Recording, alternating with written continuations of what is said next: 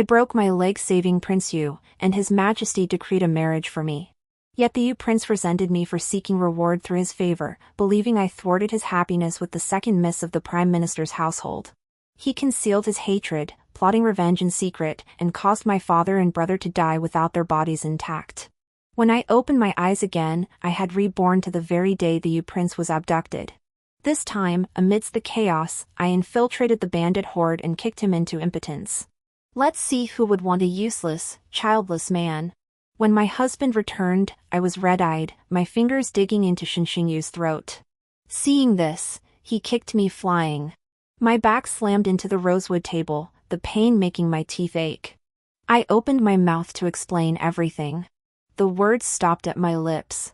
Across from me, Chu Tianlin tenderly embraced Xinxingyu with a gentleness I'd never witnessed before. "Xingyu, does it hurt?" Suppressing my rage, I demanded, "Chu Tianlin, do you know it was Xinxingyu who ordered someone to lace my pregnancy medicine with excessive safflower, causing my miscarriage? She killed our child." For 6 years since marrying into the royal household, Chu Tianlin and I had maintained a polite, distant relationship. He treated me coldly, yet adhered to the general's household rules. Even though I bore him no heir, he never took a concubine. Throughout the capital, people called me the fortunate lame princess, praising Chu Tianlin's deep devotion. Of the 3 great disgraces, failing to produce an heir is the greatest. The imperial consort used filial piety to pressure me, forcing me to try every conceivable remedy to conceive. Finally, at the start of the year, I became pregnant. This pregnancy was hard-won. My elder brother had already chosen a childhood name for the child, Tianxi, a dragon child bestowed by heaven. 3 days ago, Xinxingyu came to visit me, bringing a bowl of pregnancy-preserving medicine. After drinking it, excruciating abdominal pain struck. Blood soaked through my robes, and the unformed fetus was lost. She killed my child, how could I ever forgive her? Yet watching the two of them, so clearly in love, I suddenly realized they likely had an affair long before. Chu Tianlin refrained from taking concubines not out of adherence to the general's manor's vow of lifelong fidelity, but to preserve his chastity for Xinxingyu. Gazing at them, I could not tell which pain was greater, the betrayal by my own kin or the loss of Liner. Seeing my state, Chu Tianlin sneered coldly, "It was merely a bastard child. Gone is gone.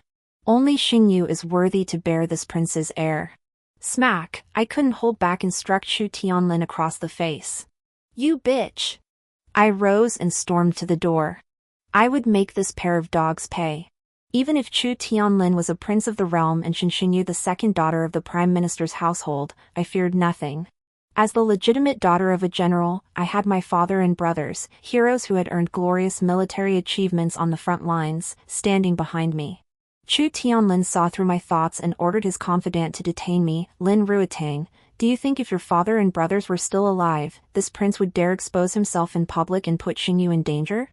Suddenly, I remembered, a month ago, Chu Tianlin had volunteered to serve as grain transport officer, escorting supplies to the front lines to support my father and brothers. I knew immediately something was terribly wrong. That very night, battle reports arrived from the front. They accused my father and brothers of stubborn self-will, delaying military intelligence, and recklessly penetrating enemy lines, causing the futile deaths of frontline soldiers. The emperor flew into a rage. The next day, he decreed that all members of the general's household be stripped of their property and executed. Chu Tianlin volunteered to carry out this righteous act of eliminating his own kin, sending me to prison. In the imperial prison, as the daughter of a convicted minister, I slumped onto a pile of moldy straw. Chu Tianlin arrived bearing a divorce decree, mocking me. "Traitor! Did you tamper with the provisions?" I glared at him. After dismissing the guards, Chu Tianlin sneered triumphantly, "Only 10% of the provisions I sent were fresh grain. The rest were laced with poison. Had they been wise, they could have secretly consumed the untainted grain and lived another half-month. But your father and brother were fools, insisting on sharing the soldiers' hardships and launching a night raid on the enemy camp. Their arrogance brought this upon them. You beast! Since marrying into this household, I've managed its affairs without the slightest negligence. My conscience is clear. Why must you scheme to frame my father and brothers, tarnishing the general's reputation?" Rage and resentment boiled within me. I wanted to tear him limb from limb. You dare ask why? Back then, with the White Horse Temple Bandit affair, had you not orchestrated it yourself, using it to repay favors and beg the emperor for a royal marriage decree, Xingyu and I would have long been the capital's most envied divine couple. She wouldn't have faced public censure, forced to marry a lowly guard and suffer endless torment. If you harbored such resentment, why did you not report it to His Majesty long ago? Your heart is twisted. If you now hate Xingyu because of this, how could you possibly torment her? At this point, further words were futile. I had no desire to argue the details with this fool, yet I couldn't help but laugh aloud. Hearing of your father and brother's deaths, you actually laugh. Truly a venomous woman. Your Majesty, have you heard Prince Yu's words? This servant, Lin Ruitang, now begs your Majesty to execute the traitorous scoundrels who deceive the sovereign and frame loyal subjects. How could I have begotten such a monstrous creature? Beside him, Chu Tianlin, the condemned prisoner, rose without a flicker of concern. His phoenix-like eyes blazed with intensity, none other than His Majesty himself. Soon, the Crown Prince led the Imperial Guards in, one after another, and had Chu Tianlin imprisoned. Seizing the moment, I slipped away and took the cell key. The current emperor is a man of deep loyalty and honor. Chu Tianlin is his flesh and blood, I doubt he could bring himself to sacrifice him. Revenge must be taken personally.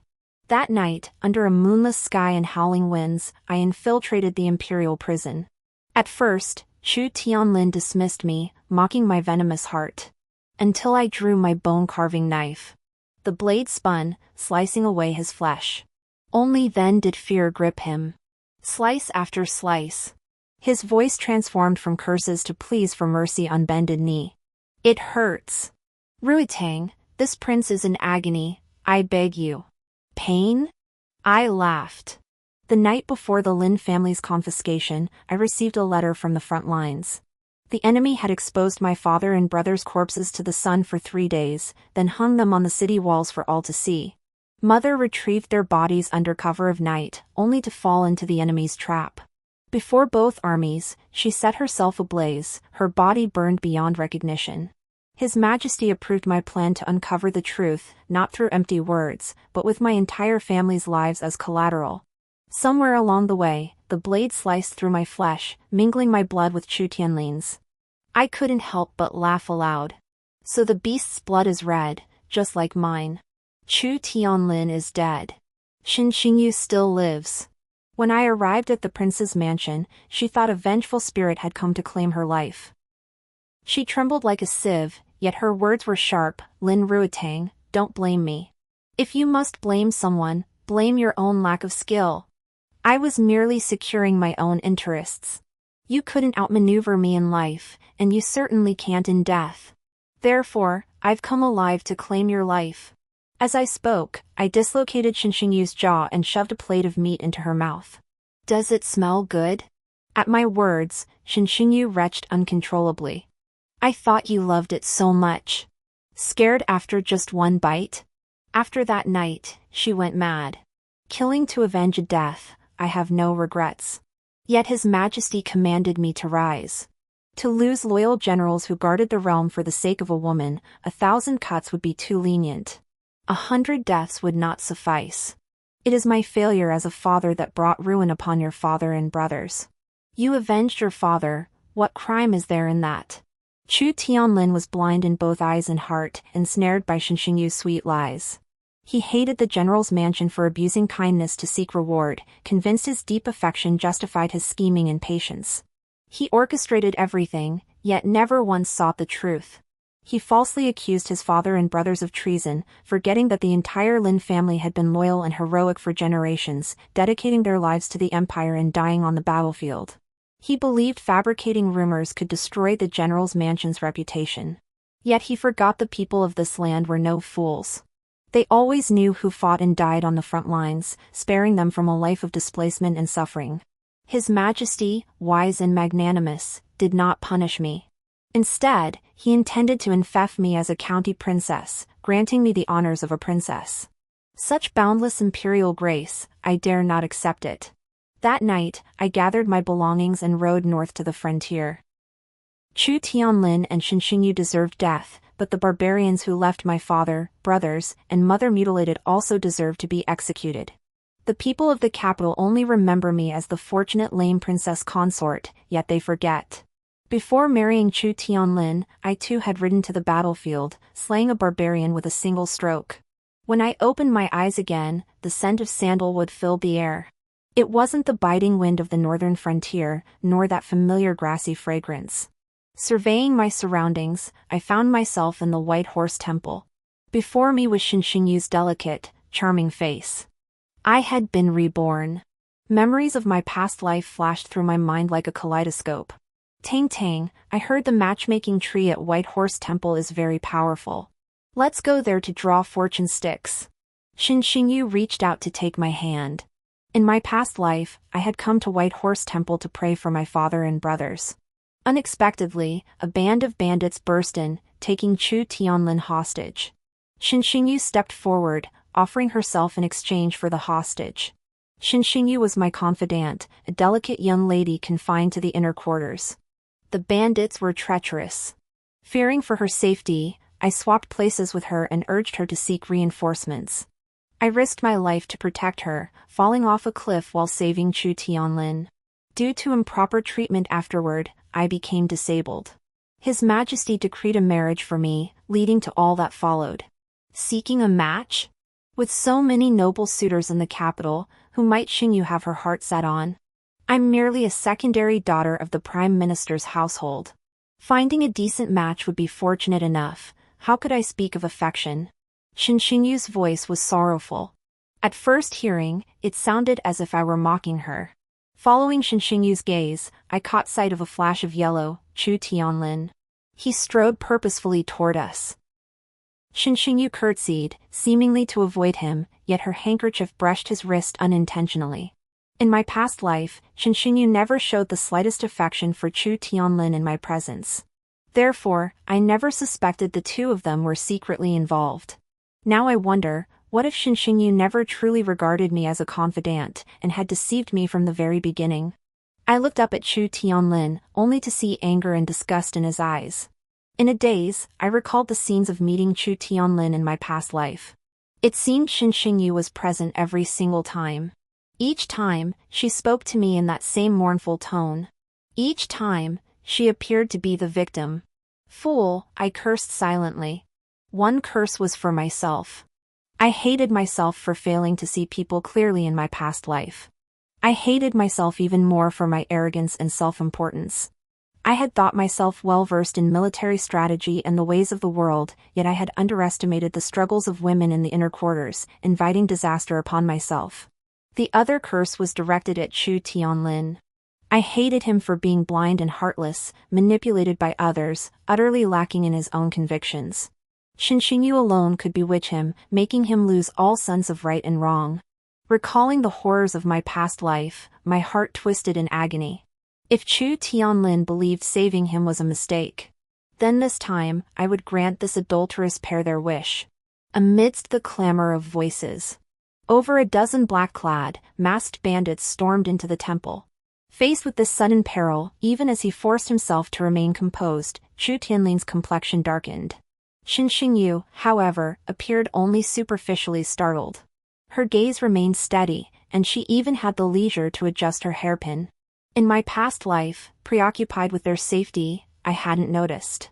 Now I realized this was indeed a staged performance.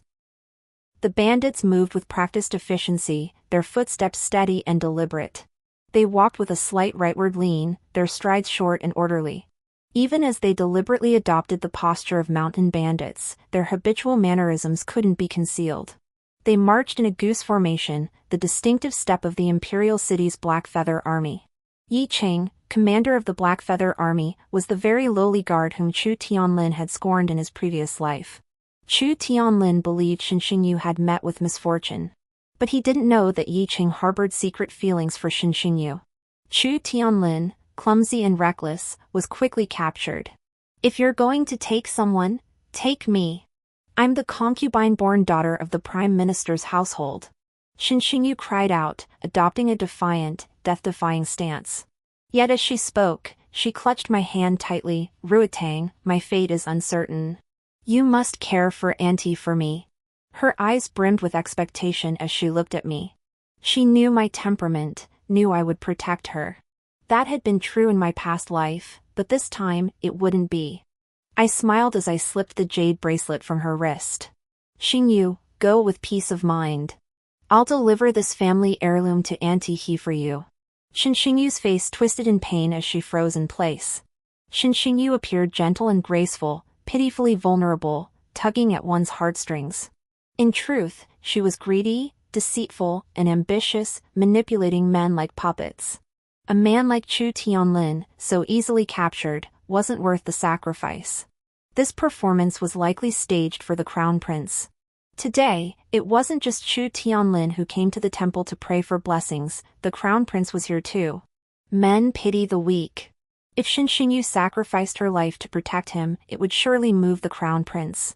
She would bestow favor upon the crown prince and seize the opportunity to become the Yu prince's white moonlight. A two birds with one stone scheme. Thinking of this, I found myself admiring Xinxingyu's audacity. Only this time, she'd likely be disappointed. I slipped through the chaos and shouted, with the second young miss of the Prime Minister's household here, which of you bandits dares to make a move? Having gone this far, if Xinxingyu wasn't surrounded, the act would ring hollow. Bandits aren't the type to show mercy to women. But Yi Chen was. He carefully shielded Xinxingyu, ensuring her safety. Xinxingyu, however, feared arousing suspicion. She deliberately mingled with the crowd, sustaining several injuries.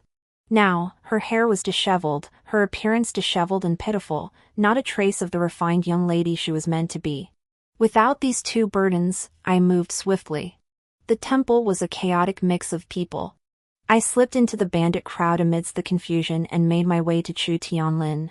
Just as I expected, this little shrimp of a Chu Tianlin was left completely unguarded. He was lying on a pile of straw, snoring away. The beauty saves the hero, a divine couple. Recalling Chu Tianlin's resentment from his past life, I kicked him. I watched as my lethal kick took effect. But at the critical moment, a clanging sound echoed. Someone had entered. The intruder moved furtively, seemingly harboring a grudge against Chu Tianlin. Spotting Chu Tianlin, they delivered a kick. I inwardly lamented, just a few more inches, and it would have been perfect.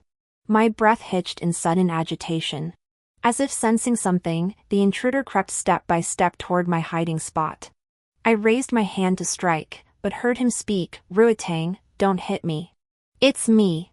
The crown prince grinned, revealing a mouthful of pearly white teeth. Against his sallow complexion, it looked oddly comical. The crown prince was a chatterbox. Without me saying a word, he spilled everything like beans from a bamboo tube. During the bandit uprising, he'd noticed something amiss. His personal guards, dressed in his clothes, drew the enemy's fire. Fearing his striking features would stand out in the crowd, the crown prince had torn his garments, smeared his face with pot ash, and disguised himself as a beggar among the pilgrims. Ruitang! Shoo, someone's here. While the crown prince was still bewildered, I had already approached Chu Tianlin. In a few swift moves, I stripped him bare. Then I used his belt to tie him to a pillar. The crown prince looked at me in confusion. Seeing his expression, I smeared Chu Tianlin's face as well. Chu Tianlin must have been reincarnated as some kind of zombie, he didn't wake up even after that. I couldn't spare him any attention and hurriedly took the crown prince to escape. We hadn't gone far when a woman's shriek pierced the air. I suppressed the smirk curling my lips. The crown prince, frail as he was now gasping for breath. Ruitang, why did you strip third brother naked? Necessity dictates action. Hearing footsteps outside, I feared those bandits would harm your highness. So I had to inconvenience Prince Yu. Once the bandits entered, their attention would surely be drawn to the naked Yu prince. That would be our chance to escape. Of course, that excuse was just for the crown prince. Having lived in the northern frontier with my father and brothers for years, I couldn't identify people by their footsteps, but distinguishing gender was no problem. The footsteps outside clearly belonged to female guests. I truly hoped one bold young lady among them would step forward and deliver a decisive kick. Though I thought this, I dared not show it. I looked at the crown prince, feigning regret. "It was my arrogance, your highness. Mistaking the footsteps for bandits, I rashly offended Prince Yu. But with your highness's safety at stake, how could I stand idly by? Should word of today's events reach his majesty, I shall bear full responsibility." "Repeat what you just said." The crown prince pondered this thoughtfully. "It was all my fault for being overconfident." The second part. "If word of today's events reaches his majesty." The first part. "But since it concerns your highness's safety, how could I stand idly by?" The crown prince chuckled inexplicably, a smile that sent shivers down my spine. His laughter sent chills down my spine. Just as I opened my mouth to speak, a chill ran down my back. For masked figures leapt out from the grass. Unlike those who had confronted Yu on the mountain, this group attacked with fierce ferocity and cunning. They targeted vital points below the waist, each strike aimed to cripple. Facing 4 assailants while protecting the crown prince, victory seemed unlikely if a fight broke out. Fortunately, the crown prince was easy to handle. When I fought, he obeyed my orders and stayed hidden behind a tree. After exchanging dozens of blows, I had a rough idea of their capabilities. I pulled a packet of powder from my robe and flung it at them. "Watch this, bone-eating powder." As they scrambled to dodge, I scooped up the crown prince and leapt into the river. We swam for what felt like an eternity before finally shaking them off. "Lin Ruitang, is your hand all right?" Bone-eating powder is a deadly poison. It corrodes flesh and bone upon contact. "Your highness, rest assured. That was just lime." After the perilous journey, once our clothes were sun-dried, I pulled the crown prince along as we continued our way. But this situation couldn't continue indefinitely. Studying the crown prince, an idea formed. "What? You want me to wear your clothes?" "It's an identity swap. Your highness's safety is at stake. Please prioritize the greater good." A flurry of expressions crossed the crown prince's face before he reluctantly nodded. With rosy lips, pearly teeth, and delicate features, he could pass for a noble lady when dressed. Tall and lanky, I stuffed rags and straw into my boots. At first glance, I too looked like a dashing young gentleman. I bought a donkey from a nearby household and made do, traveling several dozen miles until we finally arrived safely at the prefectural office. The crown prince had an excellent temperament, saving me much more trouble than Chu Tianlin from my previous life. What I hadn't anticipated was that the prince, disguised as a woman, would attract the attention of local ruffians and thugs. Before returning to the city, the prince asked if he could change back into men's clothing. Of course he could. We could have changed back at the post station where we traded the donkey earlier. The thieves dared to strike at White Horse Temple precisely because they counted on its remote location and the absence of the crown prince's personal guards. But within the city walls? That was the crown prince's domain. They wouldn't dare. Yet the crown prince in women's attire? A sight rarely seen in a century. I feigned deep thought, putting on an air of hesitation. To my surprise, he didn't bring it up at all, only asking for a veil. Upon learning of the crown prince's assassination attempt, Magistrate Jiang arrived trembling, having lost one of his shoes. "Your servant failed to maintain order in his jurisdiction. I beg the crown prince's forgiveness. I take no offense. But with bandits running rampant, innocent folk may suffer. You must hasten to the mountains to aid the troops and utterly destroy these villains." Prefect Jiang nodded repeatedly in agreement. As I escorted Prefect Jiang out, the deputy magistrate waited outside. "Your Excellency, you're not properly dressed. What if the crown prince accuses you of disrespecting imperial authority?" "You don't understand. The crown prince is magnanimous. Seeing me like this, he'll only think I'm rushing to ensure his safety." "Your insight is profound, Your Excellency." The crown prince, standing beside me, overheard this exchange.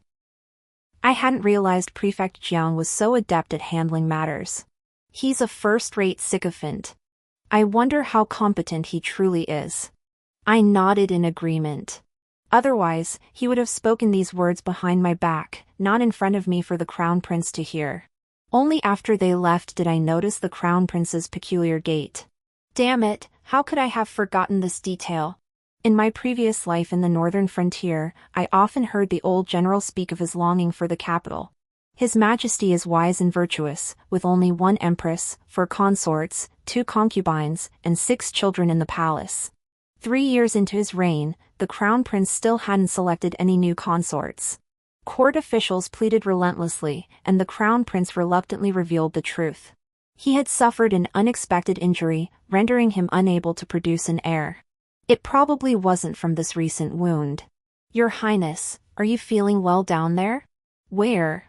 The crown prince followed my gaze and suddenly choked on his own saliva. His face flushed, yet a rare sternness appeared. Lin Ruitang. What? What are you thinking? It wasn't thinking, it was fear. If the crown prince's injury were fatal, wouldn't I bear the blame as a minister who failed to protect him?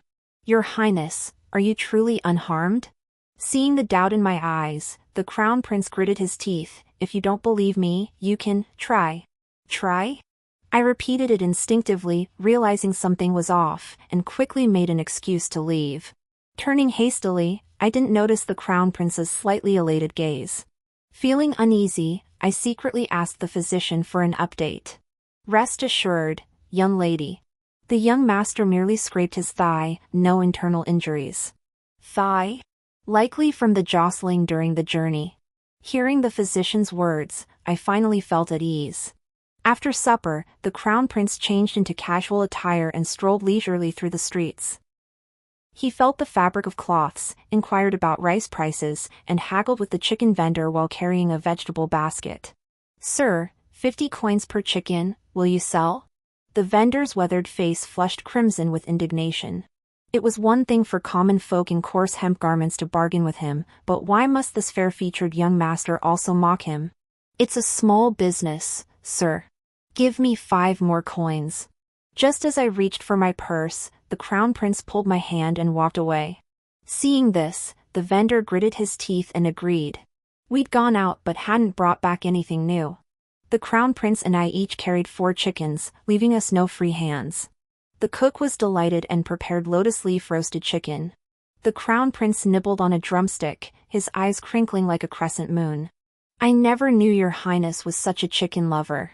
After swallowing the last bite of meat, he slowly regained his composure, becoming that elegant young gentleman once more. Chicken, duck, fish, melons, fruits, vegetables, I love them all. Ruitang, you don't know how happy I am today. Joyful? Today I nearly met my end, yet I escaped with Ruitang by our shared resolve. This is a great blessing. But that is only the first reason. The second surely isn't haggling with the vendor and bringing back 8 chickens to eat. The crown prince's eyes crinkled as he pointed outside the window. Twinkling stars and bright lanterns illuminated a bustling scene unmatched in the northern frontier. The second is seeing normal prices for goods in the city and people living in peace and contentment. No wonder he'd been chatting idly with passers-by in alleys and streets today, inquiring about vegetable prices. Father once said that long residence in the imperial court without hearing the people's voices or inquiring about their lives is a great taboo for an emperor. Although Prefect Jiang was a sycophant, he hadn't been wrong about one thing: the current crown prince is magnanimous.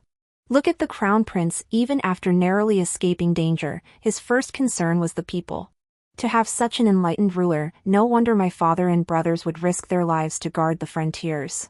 Your Highness's consideration for the people is indeed wise, but have you considered today's assassination attempt? The attackers came with fierce momentum, suggesting long-planned conspiracy. The mastermind behind this must be eliminated. Otherwise, should your Highness face danger again, it will spell disaster for the Empire. I spoke up to warn him. His Majesty currently has 5 sons and 1 daughter, with the crown prince being the second. The eldest prince died young. The 4th princess is obsessed with men. The 5th prince was born mentally impaired. The 6th prince is still a 5-year-old child.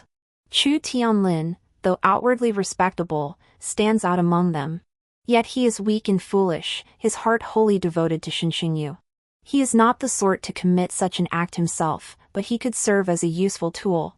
The mastermind behind this scheme has far-reaching ambitions. The crown prince is a wise ruler who should lead Great Yu to eternal prosperity, not fall victim to petty schemers. If your Highness trusts me, I have a plan. Those assassins did not appear out of thin air. During frontline battles, when the Hu tribesmen couldn't match my father and brother's strategy, they often sent assassins. Each time, the ghost moths could pinpoint my father and brother's location with precision. That same method was used to track the crown prince. They dried the female moths, ground them into powder, and mixed it with the juice of the Mairua grass. Thus, even from miles away, it could attract the male moths. But this powder dissolved upon contact with water. That's why those men later lost the crown prince's trail. I suspect the mole working from within is the secret guard who swapped identities with the crown prince today. This way, even if the crown prince is injured, the guard remains a loyal servant devoted to protecting his master, and no one will suspect him. This is for the best. Since he believes the feigned injury ploy will work, I shall turn the tables and lure the snake out of its hole. The next day, news spread throughout the capital. The crown prince had been attacked, and the eldest daughter of the general's mansion, who had shielded him, lay unconscious.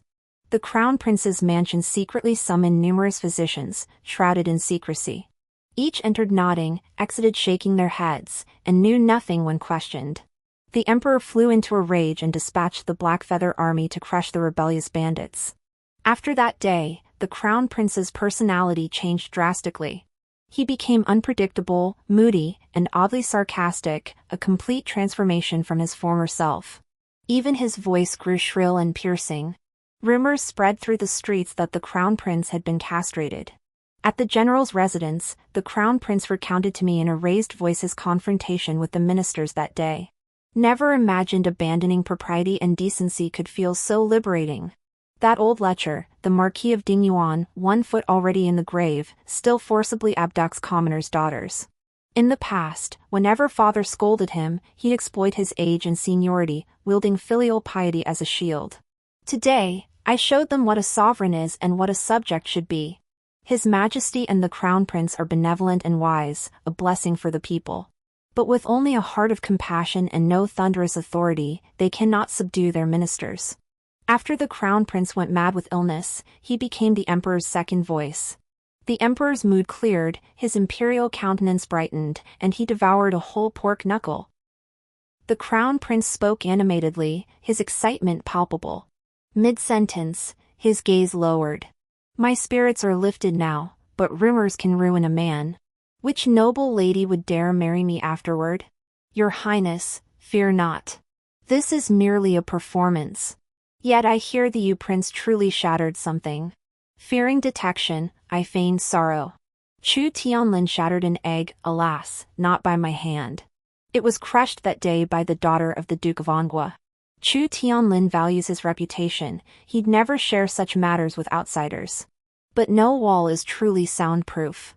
Even by examining the medicinal dregs discarded by the Yu Prince's servants, I could piece together the truth. Still, the Crown Prince remains the focus of gossip, though few pay him much heed. His laughter abruptly turned to tears.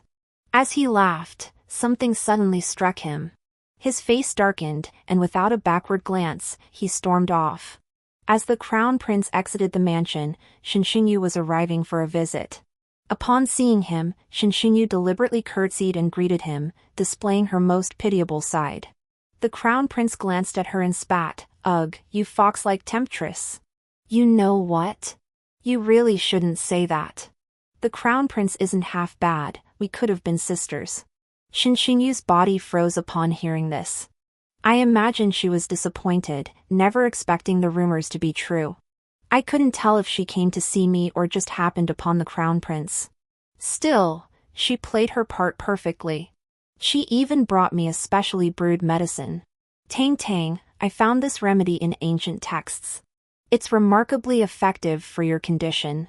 How could I possibly drink Shinshinyu's medicine? My hand trembled, spilling the liquid medicine. Shards scattered across the floor. Seeing this, Shinshinyu reached to pick them up but accidentally cut herself. She cried out in pain. Chu Tianlin arrived neither too early nor too late, witnessing the entire scene. Seeing this, he hurriedly helped her up with concern, then glared at me angrily. Your Highness misunderstands. Xingyu was worried the shards might hurt Tang Tang, so she picked them up herself. It has nothing to do with Tang Tang. As Xingyu spoke, she deliberately lowered her gaze, putting on her usual pitiful act. Chu Tianlin's reason fled like a mad dog at her words. Lin Ruitang, you have no conscience. The second young miss kindly brewed medicine for you. If you refuse to drink it, that's one thing, but to throw it on the ground and insult her? Open your dog eyes and see clearly. With my injuries, how could I possibly hold the medicine bowl steady? I exposed my arm, tightly bandaged. This time, Chu Tianlin fell silent. What brings you to the general's residence? I heard you were injured. My mother ordered me to deliver this 1,000-year-old ginseng. She insisted I bring it, it has nothing to do with me. Chu Tianlin held his head high, feigning reluctance. That smug look was infuriating. I wanted to crush that egg too. Done delivering? Then get out. You. How dare you speak to me like this? Chu Tianlin clutched his chest, incredulous. Oh, I'd forgotten. Without the events of my past life, I'd still be infatuated with Chu Tianlin. I grew up with my father and elder brother in the northern frontier, yearning to fight on the battlefield like them. But mother wouldn't allow it. She said sons of the Lin family serve the nation loyally, death is no sacrifice. But daughters are different. Daughters are meant to be cherished. Before age 7, I was born in the frontier. After 7, I grew up in the capital. The frontier's winds and sun, the bitter cold of the deepest winter. My skin bore an indelible rosy glow, a world apart from the icy, delicate beauty of the capital's noble ladies. They envied the rewards bestowed upon the general's household, and looked down on me, a country girl. Their cliques, their snubs, their cold barbs, inevitable. It was Chu Tianlin who gave me the jade complexion cream, helping me blend among the capital's noble ladies. He was my first friend. Later, he drowned unexpectedly. I happened by and saved him. That day, the sun shone warmly. The fair-skinned youth, his lips rosy and teeth white, breathed faintly like a kitten. Lying in my arms, he clutched my hand and promised to cherish me forever. That single vow bound me for half my life. In the past, I would never have spoken such words to him. But times had changed. Can't you understand? Put that down and get out. I urged him once more. Even as he was being expelled from the general's residence, Chu Tianlin remained in a daze. He recounted the incident to his attendant. The attendant, eager to curry favor, said, "Your Highness, you don't understand. It's that woman's scheme, playing hard to get, just waiting for you. For your friend to change his mind." Chu Tianlin, hearing this, felt satisfied and snorted coldly. Trivial tricks. The chancellor petitioned the emperor for a royal marriage decree, intending to wed his eldest daughter, Shen Xingyun, to Chu Tianlin. Shen Xingyun was arrogant and domineering, always picking on Shen Xingyu in daily life. Hearing she could become the princess consort of Yu, she grew even more reckless in her actions. That day, Shen Xingyu brought osmanthus cakes from East Street to visit me. Even with light makeup, I instantly spotted the handprint. "Shen Xingyun hit you?" Shen Xingyu nodded. Dragging my still-injured body, I rushed Shen Xingyu to the chancellor's residence. I slapped Shen Xingyun right across the face as she sat eating melon seeds. "Dare to bully Xingyu again, and you won't get off easy." Shen Xingyun gritted her teeth but dared not lay a hand on me. Because she knew every time they clashed, she was the one who lost. After leaving the Prime Minister's residence, Shen Xingyu wrapped her arm around mine and pouted, "Tang Tang, I'm so glad you're here." "Is that so?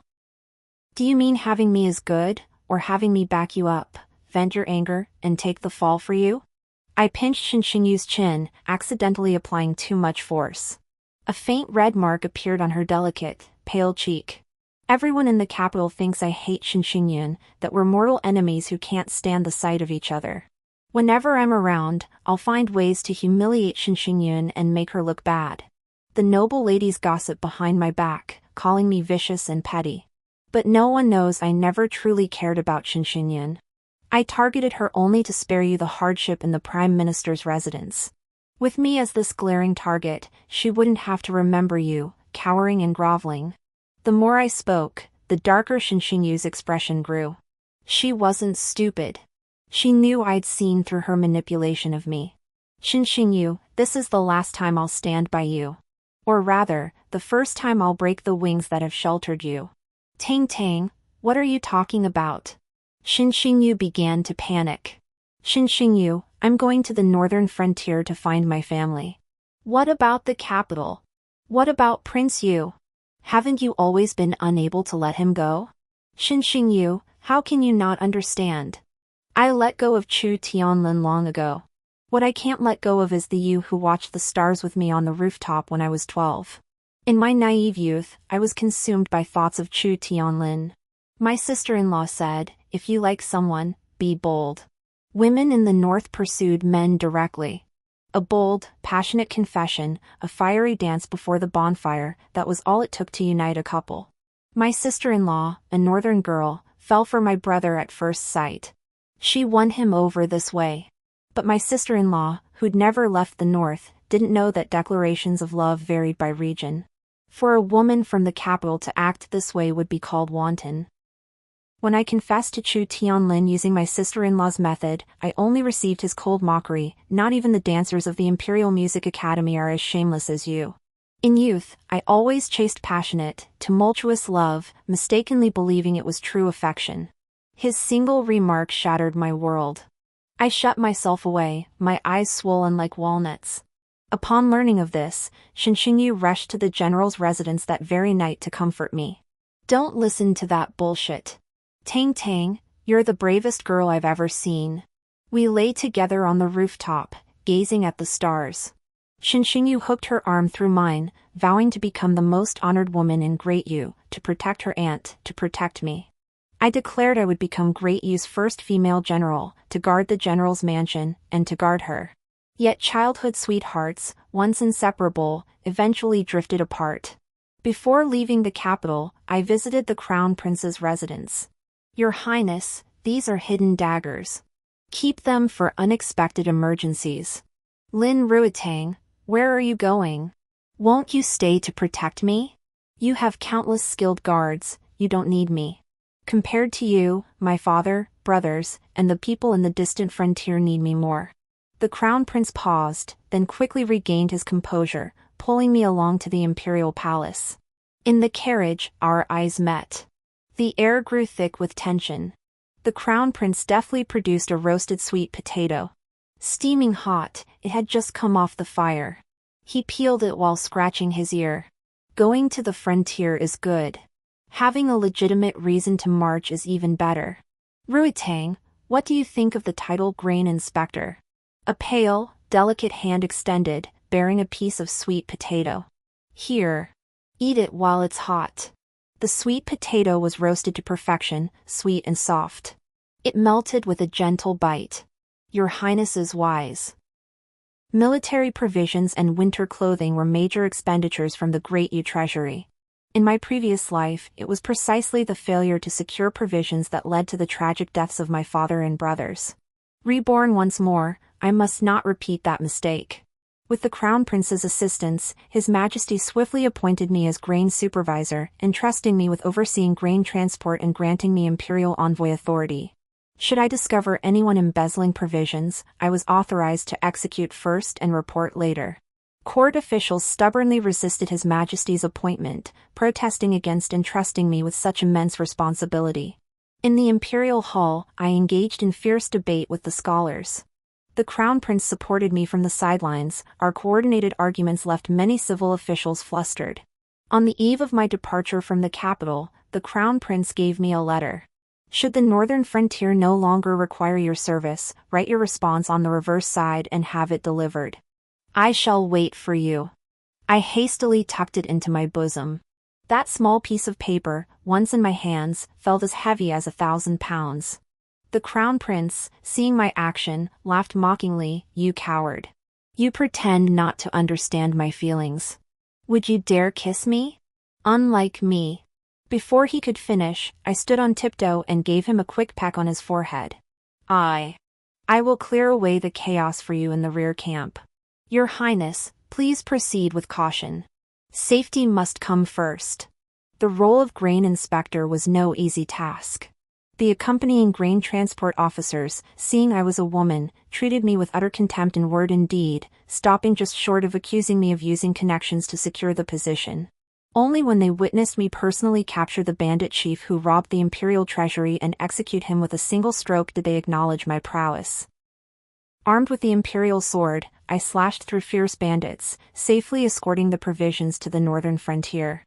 At the sight of plump, lustrous rice, warm winter garments, and supply wagons far exceeding the usual complement, the soldiers tasked with inventorying the goods stared wide-eyed. "Holy cow, we're rolling in it! General! General, come out quick! We're rich! What's all this shouting? You'll make the grain transport officer laugh at us." The burly general emerged and scolded the young officer. But when he saw the convoy outside, he grinned so wide his teeth showed. Fearing it might look bad, he quickly composed his face. But before he could react, I threw myself into his arms. "Father!" I followed Father into the camp tent to rest, informing him of my role as grain inspector and the corrupt officials executed along the way. Father's face lit up with joy. "My daughter, you never disappoint." Then his expression turned stern. "You stubborn girl. Why leave the good life in the capital to suffer here? The capital is fine, but it doesn't have father, brother, or sister-in-law." As I spoke, Mother arrived. Like Father, she first expressed concern, then began scolding. Father stood by my side, defending me and praising my heroic deeds in guarding the grain supplies along the way. But Mother, out of nowhere, burst into tears. "What heroism? I only hear of the extreme danger. If something happened to Tang Tang, how would you make it up to me?" Father quickly begged for mercy, ordering me to return to the capital to petition for leave and resign from my post as grain supervisor. Father and Mother worry for my safety, but I worry more for the army's provisions. What if villains sabotage the supplies, swap them out, leaving soldiers weak and hungry? What if enemies exploit our vulnerability? That won't happen. His Majesty is wise, he won't allow such things. The soldiers are used to simple fare. I remained silent, only watching my parents. Is habit the right path? Of course not. It's merely the only viable path for now. But I am that path, the path to improving the lives of the soldiers in the northern frontier. In my previous life, I spent my entire existence battling the nomads of the frontier. I know their cunning, their treachery, their military strategies. With me here, I am their greatest asset. In my 3rd month at the frontier, I received a letter from the Crown Prince. His Majesty decreed a marriage. Shen Xingyun was to wed Chu Tianlin. Chu Tianlin readily agreed. This time, without my involvement, Chu Tianlin offered no resistance. His so-called repaying kindness was merely an excuse for his own hypocrisy and cowardice. Another 3 months passed. Chu Tianlin petitioned His Majesty to take Shen Xingyu as his secondary consort. Chu Tianlin had won the beauty he desired, yet his married life was far from peaceful. Though Shen Xingyun was his official consort, the couple delayed consummating their union. Unable to contain herself, Shen Xingyun administered potent aphrodisiacs to Chu Tianlin. Only during their union did the truth emerge. Chu Tianlin had sustained an injury long ago, relying on medication for treatment. An overdose now rendered him impotent. Shen Xingyun, being a gossip, made this public knowledge. The capital soon whispered that Prince Chu Tianlin was incapable, and his consort sought divorce. Within days, the narrative shifted. Rumors spread that Shen Xingyun was promiscuous by nature. Once, in broad daylight, Prince Chu Tianlin returned early from court and caught Shen Xingyun having an affair with a servant in the mansion. Cornered like a cornered dog, Shen Xingyun turned around and spread slanderous rumors.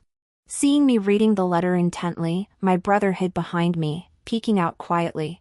Upon reaching this part, he couldn't help but blurt out, "Is the gossip in the capital really this juicy?" In the blink of an eye, everyone in the military camp knew about Chu Tianlin's impotence.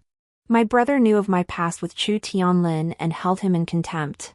In a way, this served as a form of retribution for me.